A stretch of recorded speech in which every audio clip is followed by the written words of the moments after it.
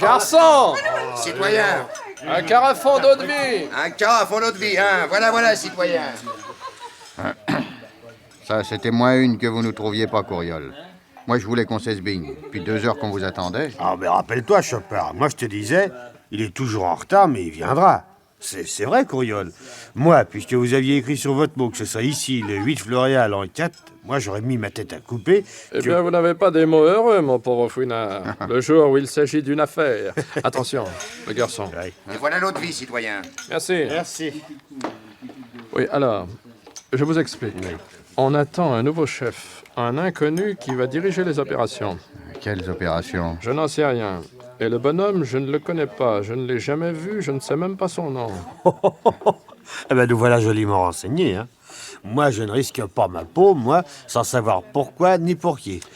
Tiens. Ah, tiens. Écoutez-moi tous les deux. Oui. Voilà ce qu'on a décidé. L'homme viendra ici à 3 heures.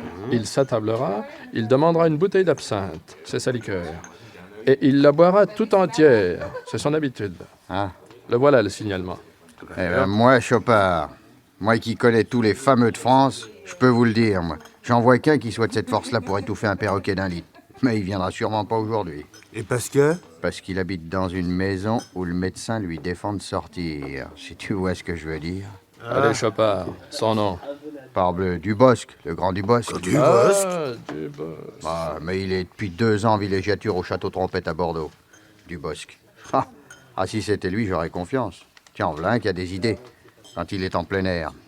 Malheureusement, on le garde tout le temps à l'abri. Par ici, citoyen. Qu'est-ce qu'il y a? Pas possible. Le Surc. Qui c'est celui-là? Il est dans l'affaire? Non, pas du tout. Un ancien camarade de collège.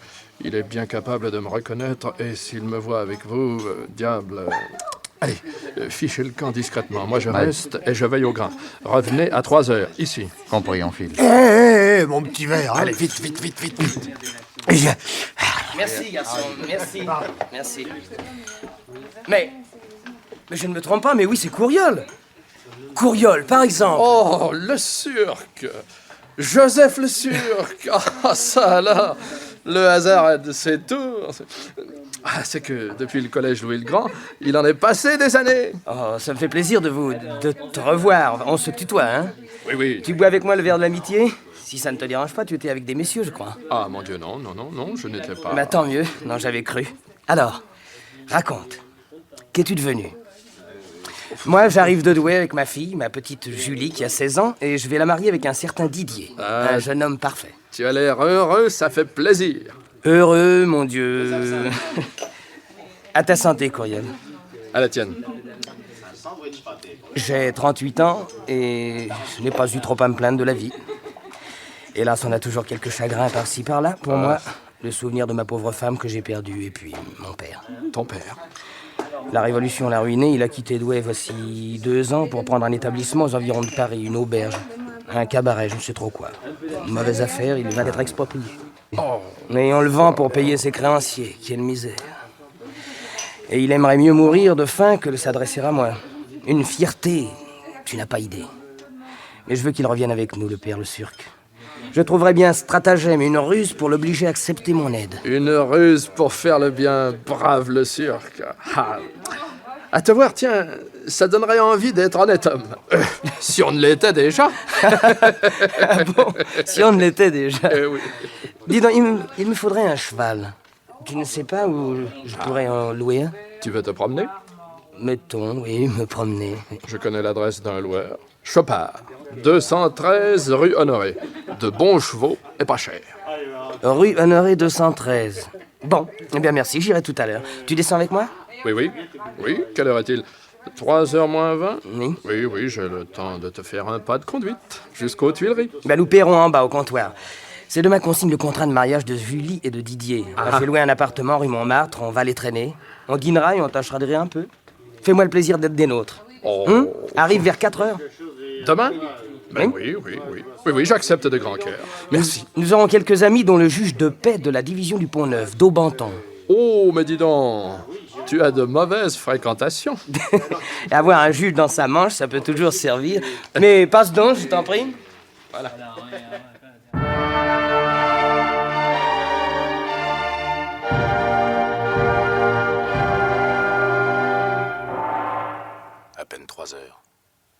doute, c'est le café en question. Mais c'est drôle. J'ai comme une impression d'avoir été suivi. C'est lui. C'est bien lui. Dubosc. Dubosc, c'est moi, Jeanne. Aïe, aïe, aïe, aïe, aïe. Jeanne, pas de chance. C'est à moi que vous parlez, citoyenne? Si tu ne me reconnais pas, je vais aider ta mémoire, Dubosc. La pauvre fille qui te croyait un honnête homme, qui t'a aimé, dont tu as volé l'honneur et l'argent. La pauvre fille que tu as abandonnée quand elle allait être mère. Tu ne veux pas la reconnaître? Vous faites certainement erreur, citoyenne. Non, Dubosc. Et tu m'écouteras. Mon enfant et moi, nous n'aurons bientôt plus d'asile. Le vice me guette et va me dévorer si la faim ne s'en charge pas. Depuis que tu t'es échappé des prisons de Bordeaux, je t'ai suivi, à pied, pour te demander un peu d'argent. De quoi partir en Alsace, où je serai recueilli avec mon fils. Je n'ai pas d'argent, ni l'honneur de vous connaître, ma belle. Écoute, je sais où tu habites. Si demain, tu ne m'as pas donné le pauvre secours que je te demande, tu sauras ce que c'est qu'une mère au désespoir, Dubosc. Eh bien, c'est ça, à demain, à demain. Ce soir, je serai loin. Et adieu, citoyenne, on m'attend. J'ai faim, mais j'aurai bien encore de la patience jusqu'à demain. Ouf, le voilà parti. Et voilà ce que c'est que de ne plus être en prison. On n'est plus libre.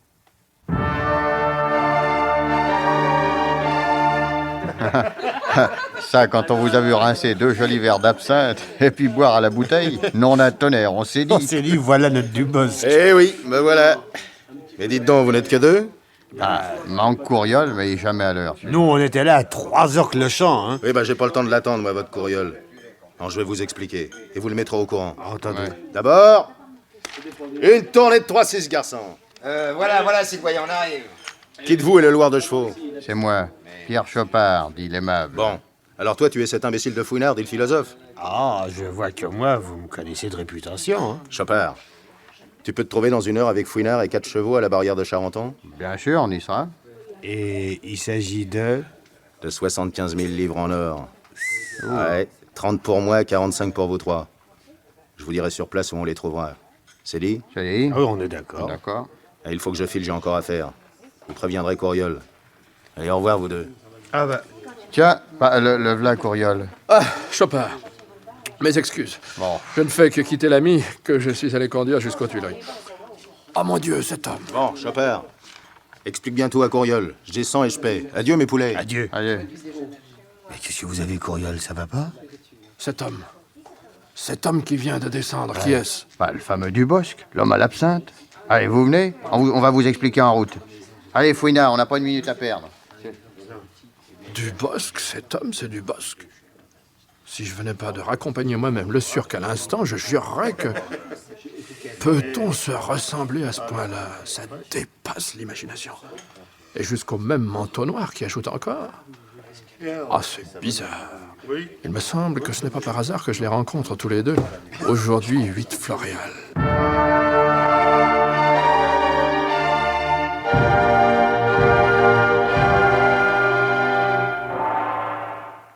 C'est une date à retenir, Joliquet. Aujourd'hui, 8 Floréal en 4. Et pourquoi non, patron? Parce que de ce pas, je m'en vais chez le notaire pour donner mon consentement à la vente de cette malheureuse auberge, Joliquet. Vendre l'auberge, patron? Et toi avec? Demain, mes créanciers n'auront plus rien à me réclamer. Et à moi, il ne me restera que l'honneur. C'est toujours ça. Demain aussi, c'est le jour où l'on signera le contrat de mariage de ma petite fille. Je suis invité au dîner par mon cher fils qui vient de m'envoyer un mot. Alors je prendrai l'habit des dimanches et l'air content. Vive la mariée! Ah là là, je m'en vais. Garde bien la maison. Sois là quand le courrier de Lyon passera. Ayez pas peur, patron. Le petit verre de dur au postillon, la demi-bouteille de vieux au courrier, entre 8h et 8h15, ça varie jamais. Eh ben, à tout à l'heure, Joliquet. Tiens, donne-moi ma canne. Vous n'avez pas peur de vous en aller comme ça tout seul à la tombée de la nuit? Oh, allez, route sont sûres, Froussard. Rentre-toi donc dans la maison. Au revoir. Ah, le bleu parti. Froussard. Ben oui, j'ai peur quand je suis tout seul, moi. Ça me prend au ventre. Oh! Qu'est-ce qui vient là-bas? Un voyageur, on dirait. Dans un grand manteau noir. Ah, il tournique. Je vais me cacher là pour voir un peu. Sans être vu.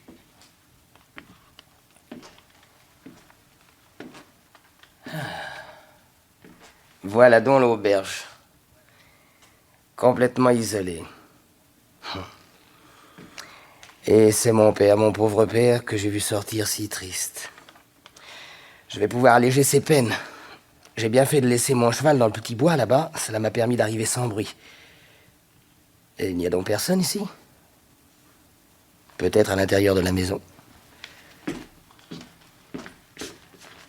Y a-t-il quelqu'un? Voilà, monsieur. Que voulez-vous? Bah, à boire, tiens. Donne-moi une bonne bouteille.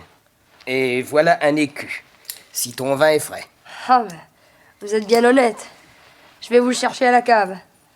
Tiens, vous perdez votre éperon, là. La chaînette est cassée. Ah, oui, c'est vrai. Bah, donne-moi donc un peu de fil pour que je rattache les anneaux. Voilà, monsieur. Du fil et une chandelle. Merci. Pendant ce temps, je vais chercher votre vin. C'est ça. Où est la cave? Ben, on descend par la trappe, là. Bon.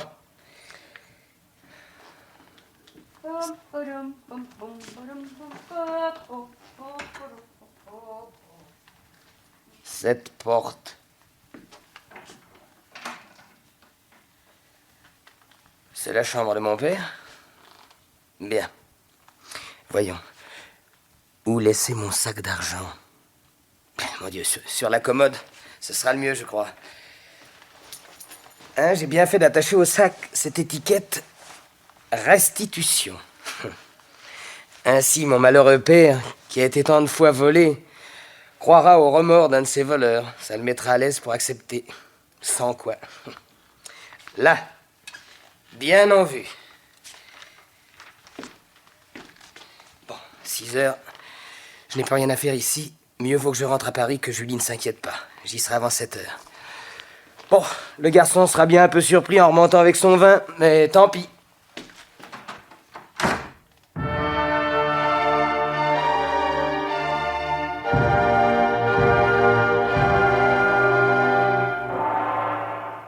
Alors, c'est là du Bosque? On est arrivé? Ouais, mais attendez. Fouinard, Coriol. Ouais. Et toi aussi, Chopper. Attendez-moi là une minute. Bon. Je vais d'abord entrer seul dans l'auberge, voir ce qui s'y passe. On vous attend, du Bosque. On n'a rien à refuser à un homme qui nous a fait faire une aussi jolie promenade à la campagne, sans compter le dîner. Voilà. Il n'y a pas grand monde dans cette cassine. Tenez, buvez-moi ce fameux blanc. Et bien frais. Moi, j'aime mieux le rouge. Mais les goûts, hein, ça se discute pas. Voilà un drôle d'animal. Tu es seul ici? Parbleu, vous avez bien vu tout à l'heure? Tenez, voilà votre bouteille. La bouteille, mais il est toqué, lui. Est-ce qu'une bouteille suffit pour 4? Ah, vous êtes 4? Ah, bah, fallait le dire. Allez, file à la cave, nous en tirer du frais. Ah, tu y vas, oui? Ah, bah, oui, j'y vais. Oh, voilà une pratique. Venez, vous autres. Voilà, on arrive. On va boire? Rien du tout. Vous allez me refroidir le momignard qui vient de descendre par cette trappe. Bon. Il ne faut pas qu'il voie ce qu'on va faire, compris? Du Bosque, je n'aime pas les meurtres inutiles. Laissez-moi faire. Hé, petit! Tiens, je te lance un écu! Tire 4 bouteilles, mon garçon! Oh, mais il pleut de la monnaie. Merci, monsieur. Ah, là, on est tranquille maintenant. Bon, maintenant, aidez-moi à pousser le buffet sur la trappe. Allez, attention! Pousse-moi,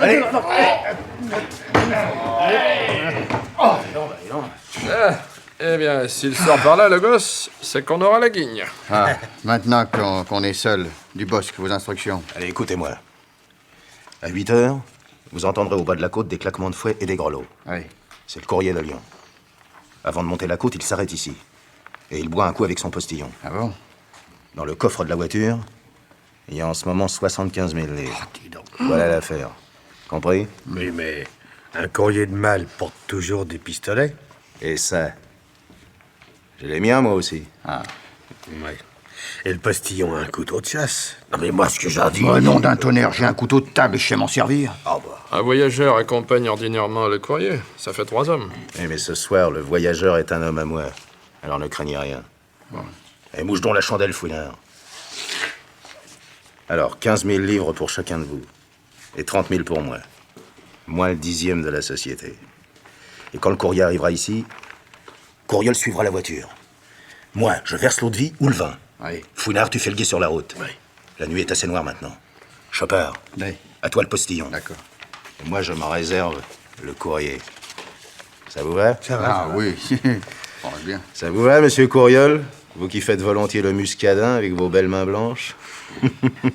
Va falloir vous déganter. Monsieur Dubosc, quand j'ai besoin d'argent, rien ne me coûte. Pas même de me salir les mains. Les voilà! Vite! Fouinard, en avant! Courriol, derrière les arbres! Chopard, dans le fossé! Je reste là pour l'instant. On y va!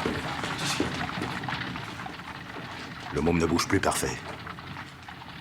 J'espère qu'il n'y a personne dans la pièce à côté. La chambre. Tiens, qu'est-ce que c'est que ce sac? Restitution. On est délicat, 2000 livres. Plus 30, eh ben ça fait 32. Petit bénéfice personnel. Oh, Bergero! Le postillon. Voilà! Tiens, c'est pas Joliquet? Non, je le remplace. Mais votre petite goutte est la même. Ah. Elle est bonne. Dommage qu'il faut que je fasse vite. Ah, puis remettez ça, tiens. Un dernier petit verre, comme les condamnés. Bon, je m'en vais à mes chevaux. Hein. Le courrier va vous payer. Et vos courriers, voilà votre vin. Monsieur le voyageur, à votre santé. Ah, ça réchauffe. Les fameux. À moi! Écoutez, que se passe-t-il? Au secours! On assassine mon postillon! Brigand, tu ne m'échapperas pas! Pas un mouvement, courrier, ou je tire! Ah! Les bandits sont deux! Monsieur le voyageur, vous avez un couteau, défendez-moi! Oui, j'ai un couteau pour t'achever.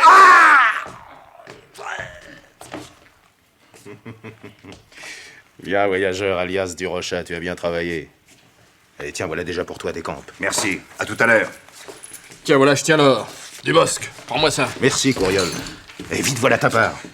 10, 12, 15 000. Chopard, la tienne. Fouinard, pour toi. Ah, voilà. Allez, sauvez-vous maintenant, la nuit est tout à fait noire. Au revoir. À bientôt, du Bosque. Et à moi le portefeuille du courrier. Et où l'a-t-il fourré? Ah, quel métier de fouiller les morts. Ah, ça doit être ça. Mon Dieu, ces coups de feu que j'ai entendus. Je ne peux donc pas m'absenter le temps d'aller chez le notaire. Oh! Un cadavre. Mais c'est le postillon. Oh, encore un autre. Et cet homme dans la pénombre. Vivant celui-là. Misérable, tu ne m'échapperas pas. Pas sûr. Mais lâche-moi, lâche-moi. J'aurai encore la force de t'étrangler, bandit. Tu crois ça? Voilà ton compte. Ah! Oh Seigneur, je t'ai vu à la lueur du feu. Est-ce possible? Mon fils a tiré sur moi.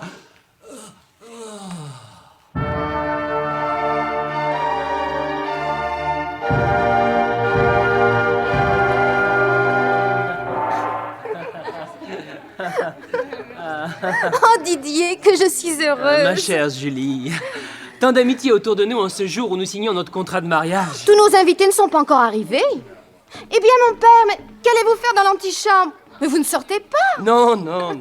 Ah, vous n'allez pas courir on ne sait où, comme hier, faire casser vos éperons? Et les faire accommoder avec du fil.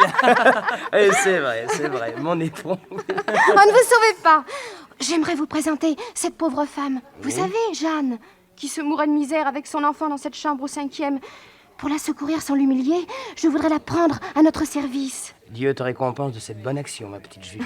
Ah, voilà Courriol. Didier, Monsieur Courriol, un ami de collège de mon père, retrouvé hier par hasard. Monsieur? Mes compliments, monsieur Didier. Votre fiancée est charmante.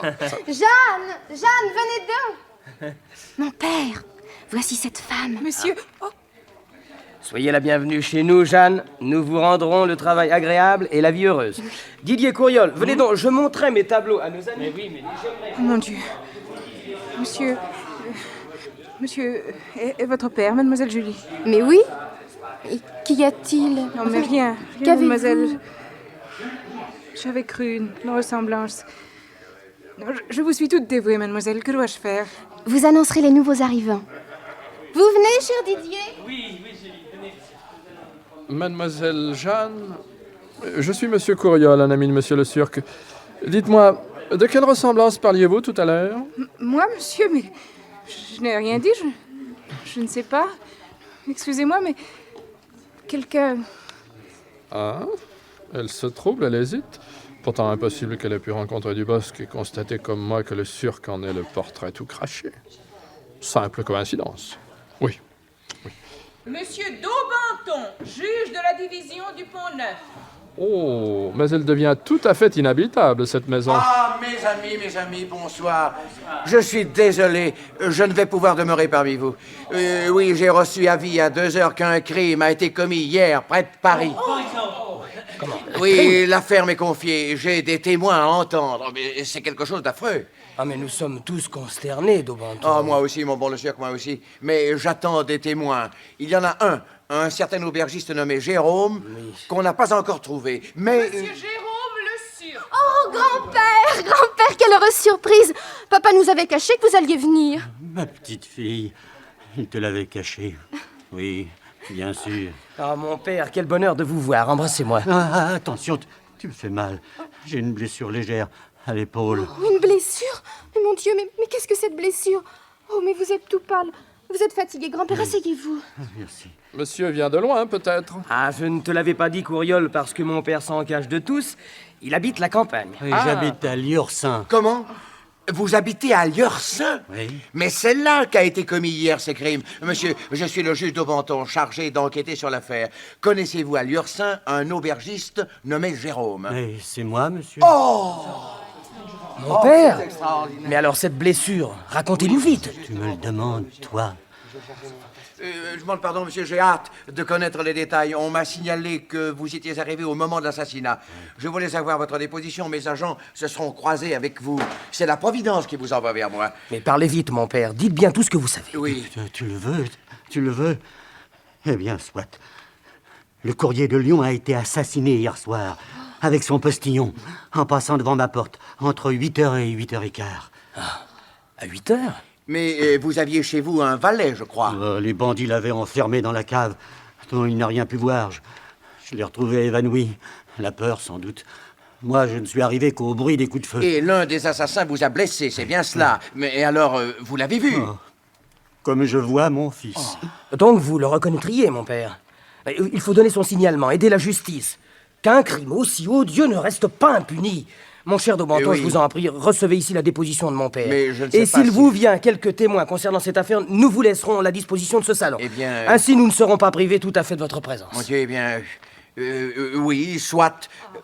D'autant plus qu'on peut aussi très bien ne m'amener personne maintenant. Je propose que Julie nous fasse d'abord dîner, que la fête batte son plein. Venez, mes amis, passez donc, mon cher. Je vous en prie. Que cette sombre histoire ne vous coupe pas l'appétit. Nous sommes innocents, nous n'allons pas payer pour les coupables. Mon père, vous avez besoin de vous remettre de vos émotions. Allez, à table. Je vous rejoins. J'en perds la raison.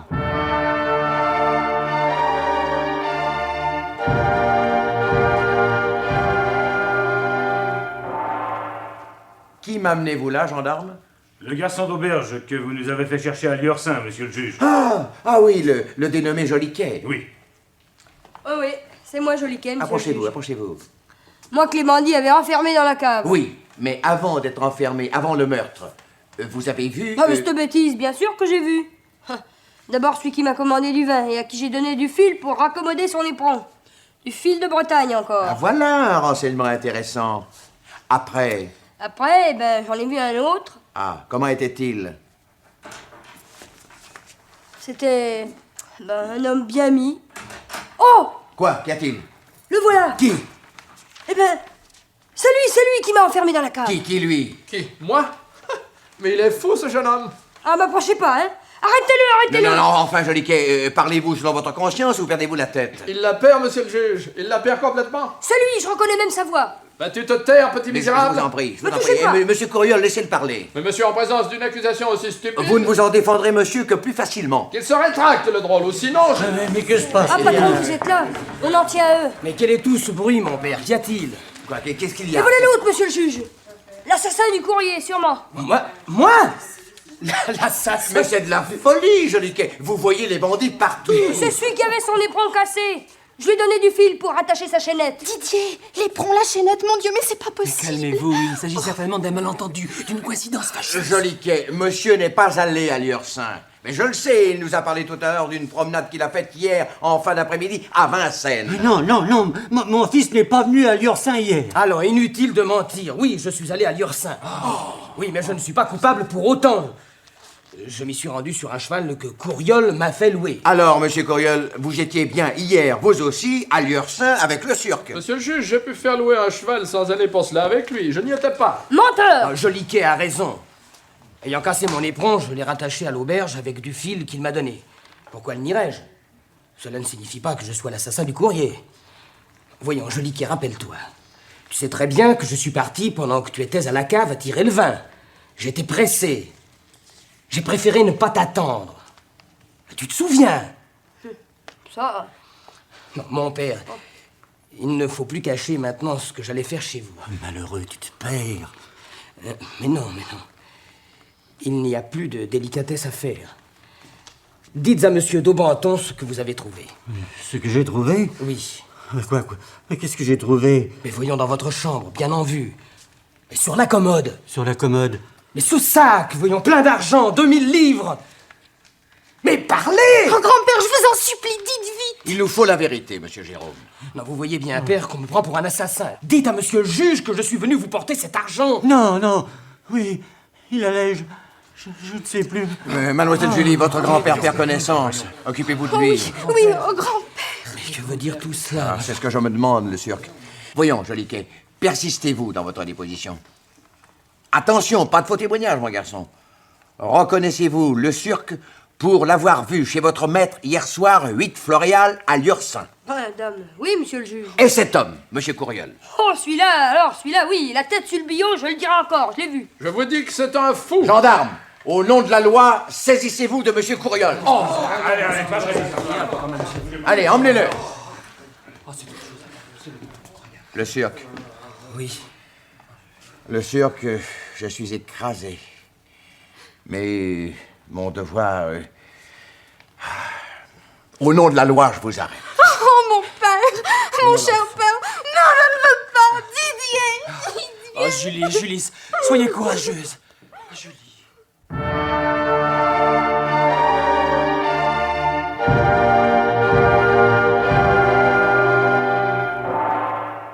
Mon Dieu, vous qui voyez dans les cœurs, vous savez ce que moi, la pauvre Jeanne, je soupçonne? Si vraiment cette ressemblance extraordinaire entre monsieur le Surc, cet honnête homme, et l'infâme du Bosc, si cette ressemblance est cause de tout, donnez-moi une seule preuve, et je rendrai la vie à mademoiselle Julie qui m'a sauvée. Elle a conservé une mère à mon fils. Je rendrai un père à sa fille. Une seule preuve, mon Dieu, et Dubosc saura que je me souviens de tout le mal qu'il m'a fait. Jeanne. Oh, pardon, mademoiselle. Je priais pour le salut de votre père. Merci. Je sors, Jeanne. Je dois rencontrer Didier dans l'antichambre de monsieur Daubenton. Il a trouvé de nouveaux témoins, paraît-il. Grand-père ne va pas fort ce matin. Depuis que le procès a commencé, monsieur Jérôme ne dort plus. Ne parle pour ainsi dire pas. Oui. Depuis que mon pauvre père a été emmené à la force, personne ne vit plus dans cette maison. Allons, je m'en vais. Jeanne, à tout à l'heure.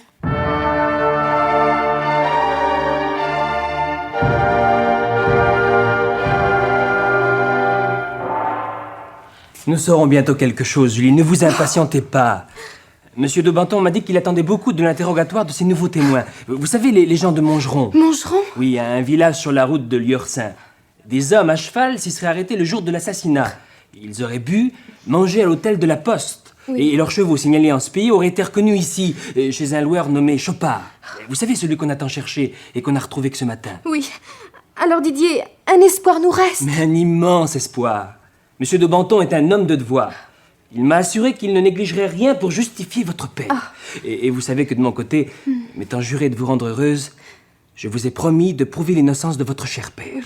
Dussé-je employer à cela tout le temps que j'ai à passer sur la terre, y perdre ma fortune et ma vie même. Oh, cher Didier, comme je vous aime. Attendons, monsieur de Banton. Il doit être en train d'interroger le loueur de chevaux, je suppose. Oui.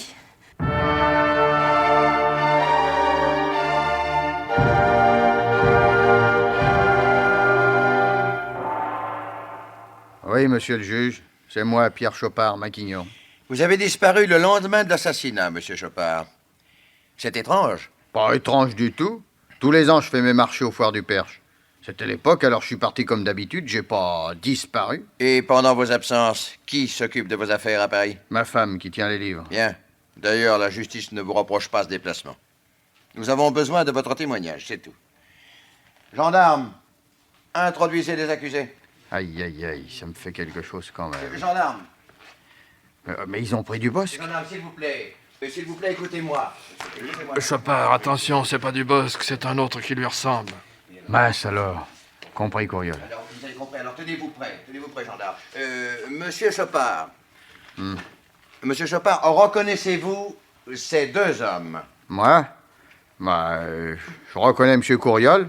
Bonjour, monsieur Courriol. Ça va bien chez vous? Votre très humble, monsieur Chopard.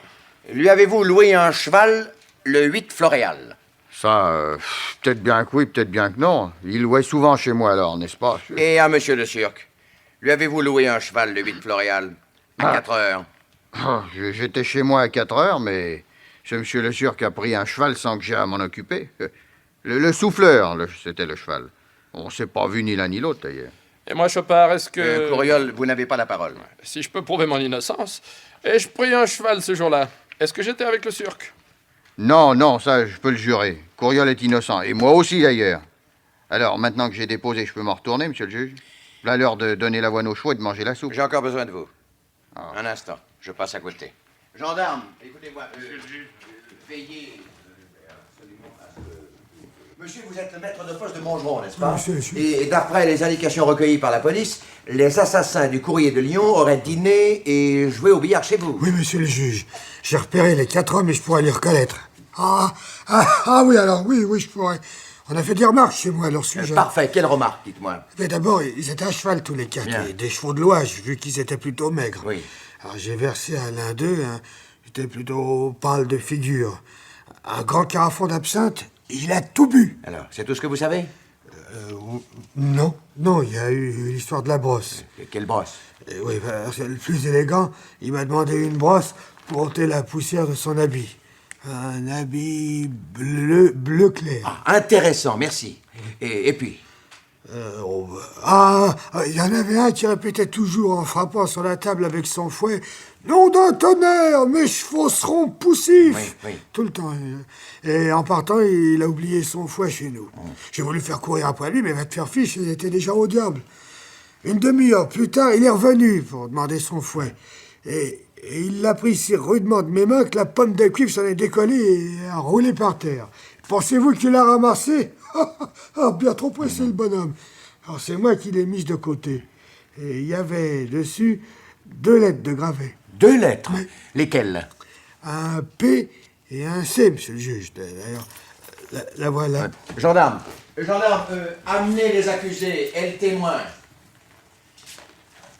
Venez donc voir, Pierre Chopard, Dilema. Venez, approchez. Grand Dieu, c'est eux. Oui, voilà l'homme au fouet. Et puis voilà celui qui a bu l'absinthe. Moi, Joseph, le Turc, un buveur d'absinthe. Oui. Et puis voilà l'élégant là, qui avait l'habit bleu clair, la brosse là. Vous êtes formel? Oh oui, sur mon salut éternel, je les reconnais tous les 3. Pierre Chopard, voyez cette pomme de cuivre gravée d'un P et d'un C. Et alors? suis pas le seul homme en France qui a un P et un C comme initial. Gendarme, voyez donc si cette pomme de cuivre ne va pas bien à ce fouet sans pomme qu'on a trouvé chez la femme Chopard. Bah quoi, il y en a 10 comme ça chez moi, des fouets. Ah, vos mouches ont dû les trouver puisqu'elles ont fouillé. Elles ont mes mouches, comme vous dites, trouvé mieux. Ouais. Tenez, ces 2 traites de 500 livres chacune, numéros 159 et 180, qui ont été volés dans le portefeuille du courrier de Lyon. Oh, je vous guettais depuis longtemps, Pierre Chopard. Vous allez être conduit en prison. Avez-vous des aveux à faire? Des aveux? À vous, mon bon juge? Oh, c'est du luxe. Non, au moins, messieurs, je vous en prie.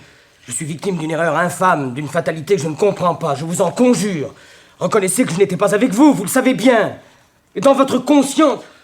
Monsieur Chopard, avouez que vous ne me connaissez pas. Ouais, ce qu'on me croirait.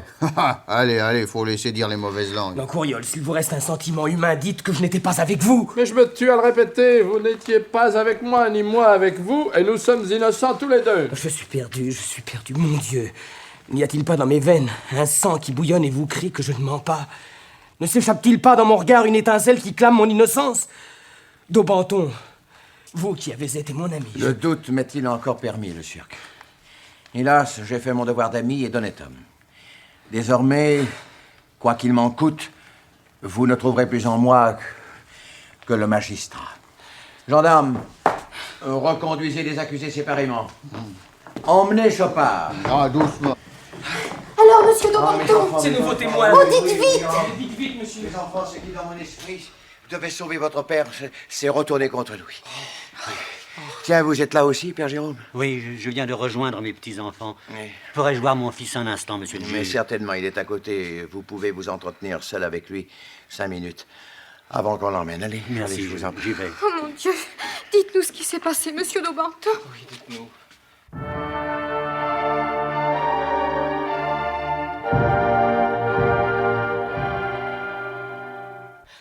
Ah, mon cher père, au moins vous me restez. Nous avons peu de temps, et l'hypocrisie est inutile avec moi.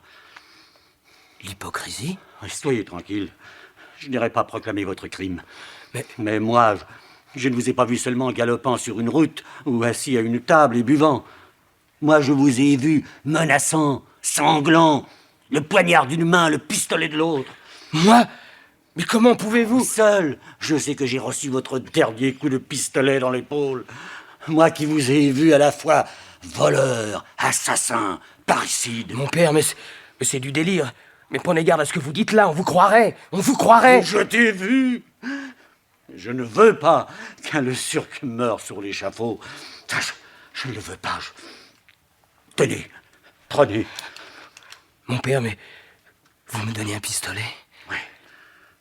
Eh bien, soit. Souffrir comme je souffre, ça n'est pas à vivre. Mieux vaut d'en finir. Mais non. Non, je ne peux pas faire ça, ma mort. Quand tout m'accuse serait l'aveu du crime. De ce crime que je n'ai pas commis. Je dois au contraire employer ma vie à défendre mon honneur et celui de ma fille. Mais tu préfères donc l'échafaud? Mais qu'importe, si j'y monte innocent. Moi, je sais que tu es coupable. Puisque tu as peur. Puisque tu ne veux pas ramasser ce pistolet. Puisque tu ne veux pas mourir de ta main. Eh bien, tu mourras de la mienne. Ce sera toujours un Le Surc qui aura vengé l'honneur de la famille. Mon père, mais de grâce, ne tirez pas. En voilà du bruit par ici. Monsieur, Oui. vous l'accusez. Ouais. Venez. Mon collègue et moi, on vous attend. Allez, c'est fini la causette. Gendarme, oui, je vous suis. Adieu, mon père, et que le Seigneur vous ouvre les yeux. Hélas, si je pouvais douter.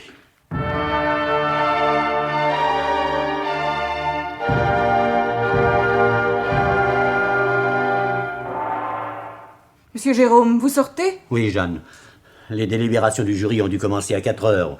On devrait déjà savoir quelque chose. Et Didier ne revient pas nous informer. Je n'y tiens plus. Je vais jusqu'au palais. Que fait ma petite fille? Mademoiselle Julie continue de prier dans sa chambre. Bien. Dites-lui adieu pour moi. Et je reste là, moi. Et je ne fais rien. Oh, il ne m'est pas possible de garder plus longtemps ce secret qui me tue. Moi seule, moi, la pauvre Jeanne, je devine que monsieur Le Surc n'est pas coupable. Cette fatale ressemblance aura tout fait. Certes, dévoiler la vérité, c'est perdre mon honneur, celui de mon enfant. Mais j'hésiterais encore. Oh, j'espérais tant que la Providence révélerait tout, punirait l'infâme du Bosc, que l'horreur d'une dénonciation me serait épargnée. Oh, tant pis. Le mieux est que j'écrive tout de suite au juge. Oui. Du papier. Voilà. Que les jurés soient instruits de l'erreur. À monsieur Daubenton, juge de la division de... Oh, c'est étrange quand même que monsieur Didier ne soit pas revenu. Où peut-il être? Monsieur le juge, j'ai à vous révéler.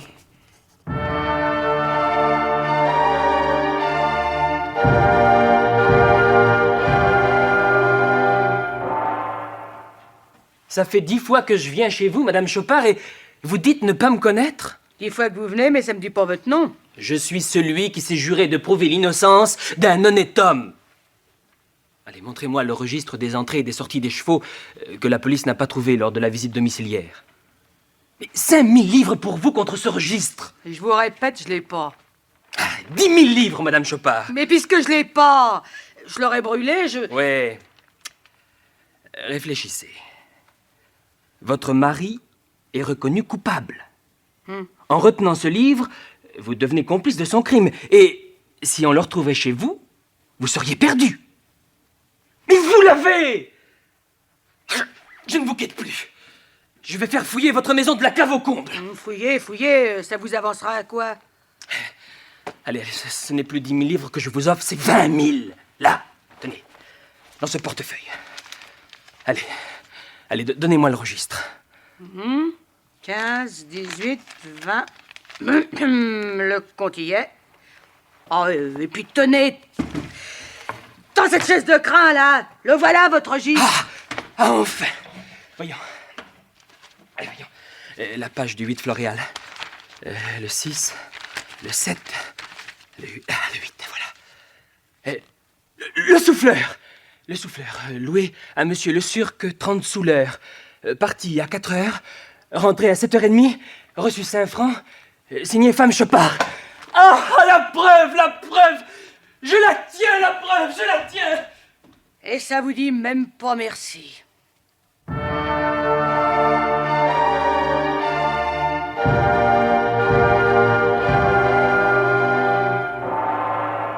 Oh, quel bonheur, Didier! Quel bonheur! Oh, ce registre! C'est l'acquittement de mon père assuré! Oui. Puisque le courrier de Lyon n'est passé à l'heure 5 à 8 heures. Les assassins ne pouvaient être de retour à Paris avant 9 heures.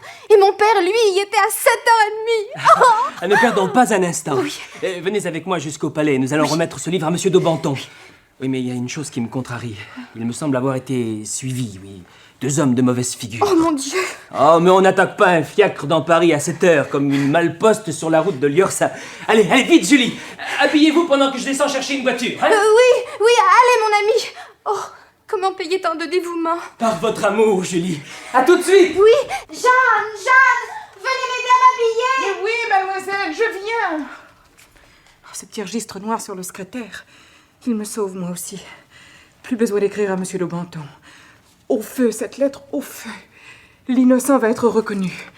Ainsi, ce misérable qui est le père de mon enfant ne sera pas dénoncé par moi. Eh bien, Jeanne! Me voilà, mademoiselle. Excusez-moi, je viens tout de suite.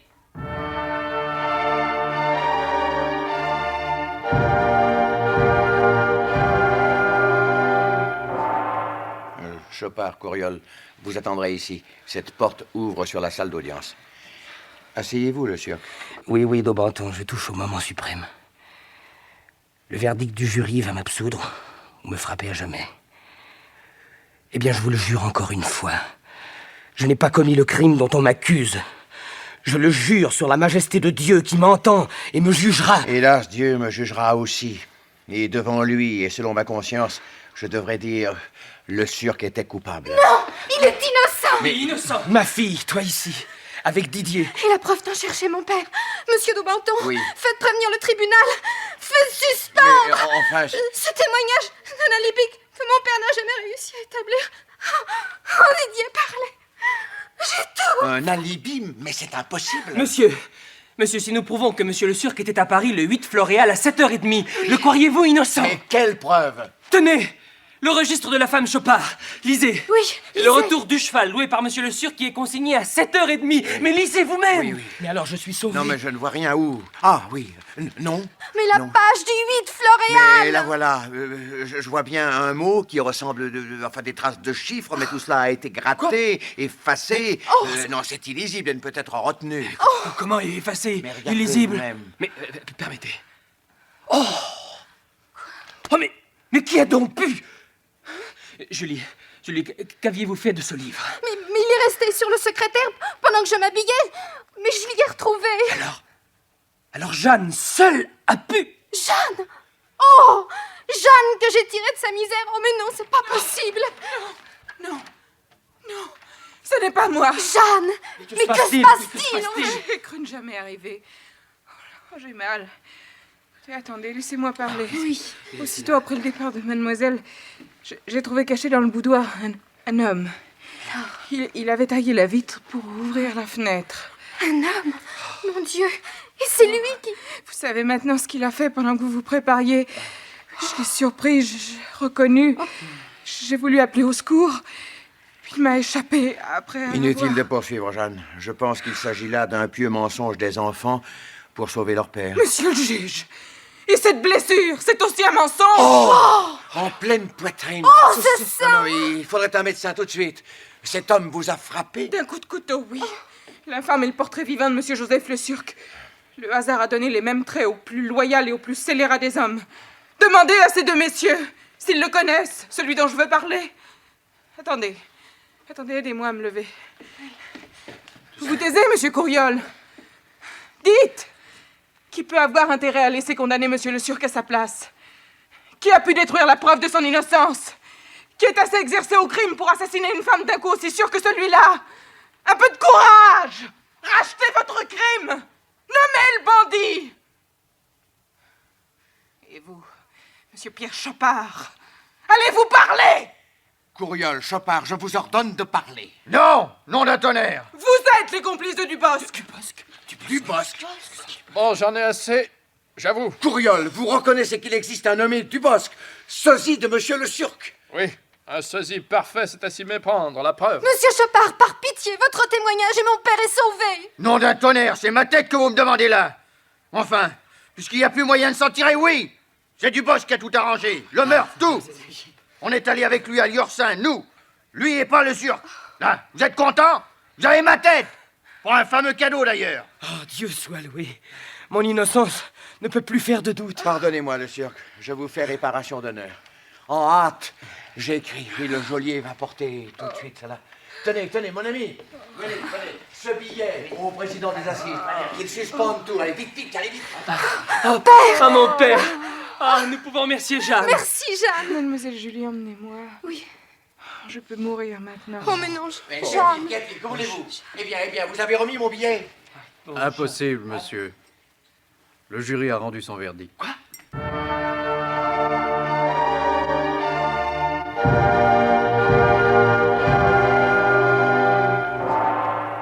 Oui, monsieur le procureur général en son réquisitoire. Oui, les accusés dans leur défense. Vu les déclarations du jury, le tribunal condamne Courriol, Chopard et le Surc à la peine de mort.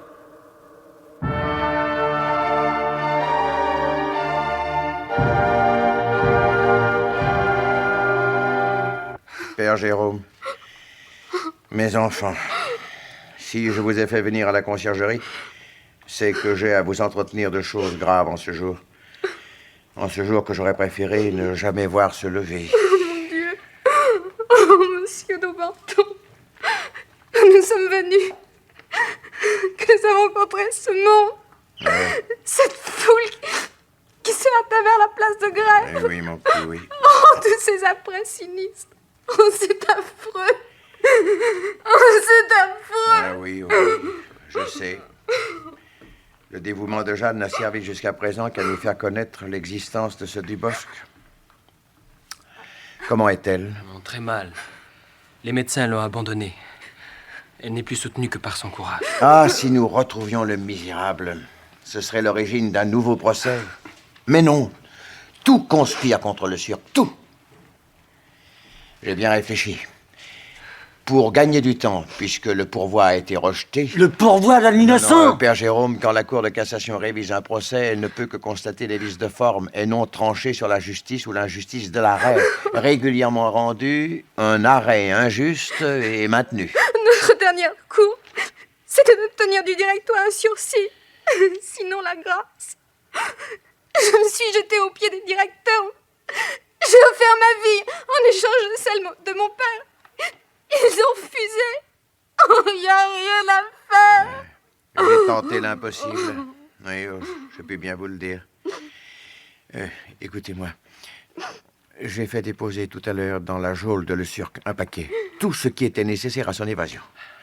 Il devait trouver au coin de la rue Allais une chaise de poste et un passeport pour gagner Dieppe et s'embarquer. Une évasion? Une évasion? Il y a une chance Oui, qu'il reste. hélas. Quand il y a un instant, les accusés ont été amenés au greffe. Pour les dernières formalités, Le Surc était toujours parmi eux. Mais il a refusé de s'évader, sous prétexte que nul n'aurait plus cru à son innocence. Oh, Il n'y a qu'un coupable pour fuir. Telles sont ses propres paroles.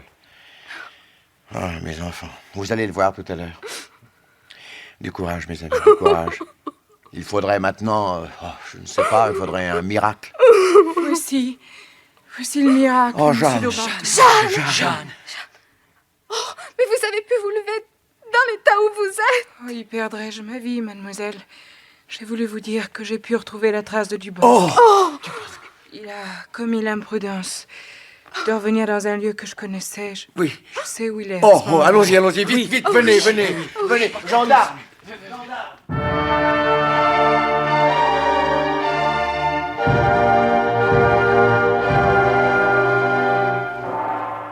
Va, mon Dubosc, va, chopine à l'aise. Ça durera pas. C'est une chance qu'on m'ait pas mis la main dessus, à moi, fouinard. À moi, fouinard, dit le philosophe. J'ai fait au moins une bonne action dans ma vie, moi, en jouant avec toi au faux frère. Ah, pas peur. Si seulement Jeanne et les autres peuvent arriver à temps. Fouinard, j'ai soif. Mais t'as assez bu. Mais cache-toi, le cortège va passer par là. Et je veux pas me cacher. Parce que j'ai loué la terrasse pour moi tout seul pour voir. Et dit, toute la place de grève qu'on voit de ce cabaret, hein? Attention. Coup d'œil superbe. Allez, tiens, donne-moi un autre perroquet que je l'étrangle. Non. Et puis fais pas tant de bruit. Ouais, tu comprends, fouillard. Moi, je veux être sûr que mon remplaçant m'a remplacé. Oui, parce que je connais ma légale, moi, hein?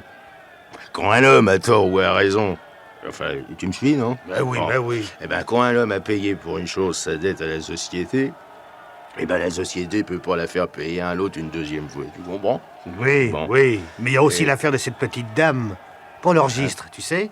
Ce petit assassinat. Ah oui, à Jeanne, la seule femme que j'ai aimée, mon vieux. Oui.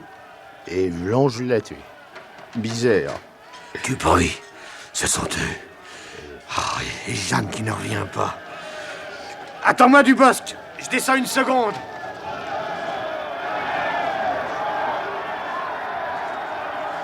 Et voilà, et ils approchent. Et allons, et charrette du diable! Et plus vite! Plus vite! Encore quelques tours de roue et me voilà sauvé. Attention qu'on me voit pas. Cache-toi, cache-toi. 4 heures approche. Ça va être le coup de grâce, ouais. Ah, mais qu'est-ce qu'il fabrique, le fouinard? Bonjour, Dubosc. Jeanne, mais tu n'es donc pas morte? Le voilà! Tenez, le voilà, ce Dubosc! Allez, vous autres! Arrêtez-le! Quoi, m'arrêter? Regardez-moi bien, Dubosc. Je suis le père de Le Surc. Misérable! Ah, mais c'est pas possible, là! Tenez, bonnes gens! Allez, tenez, empoignez-le! L'assassin! Le voilà! Épargnez mon fils! Épargnez mon fils! Trop tard! Emmenez Dubosc! Emmenez-le! On appelle à la postérité! Citoyens, citoyennes, moi, Daubenton, juge de la division du Pont-Neuf, je vous le prédis, on clamera pendant des siècles l'innocence de Le Cirque, victime de la fatalité.